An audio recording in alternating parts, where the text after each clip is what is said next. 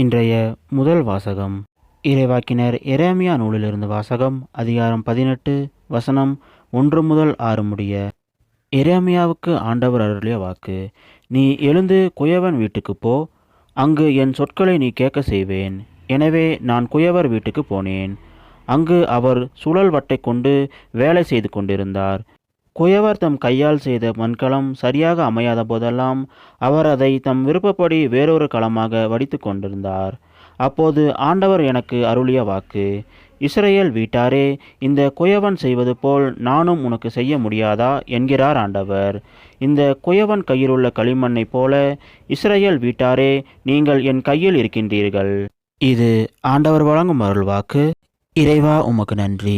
இன்றைய நற்செய்தி புனித மத்தேயு எழுதிய நற்செய்தியிலிருந்து வாசகம். அதிகாரம் 13 வசனம் 47 முதல் 53 முடிய. அக்காலத்தில் இயேசு மக்களை நோக்கி கூறியது. விண்ணரசு கடலில் வீசப்பட்டு எல்லா வகையான மீன்களையும் வாரிக்கொண்டு வரும் வலைக்கு ஒப்பாகும். வலை நிறைந்ததும் அதை இழுத்து கொண்டு போய் கரையில் உட்கார்ந்து நல்லவற்றை கூடைகளில் சேர்த்து வைப்பர், கெட்டவற்றை வெளியே எறிவர். இவ்வாறே உலக முடிவிலும் நிகழும்.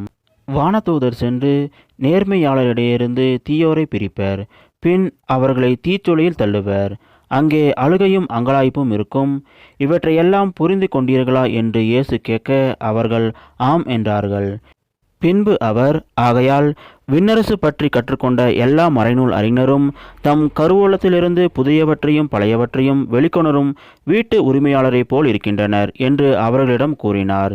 இவ் ஊமைகளை இயேசு சொல்லி முடித்த பின்பு அவ்விடத்தை விட்டு சென்றார். இது கிறிஸ்து வழங்கும் நற்செய்தி. கிறிஸ்துவே உமக்கு புகழ்.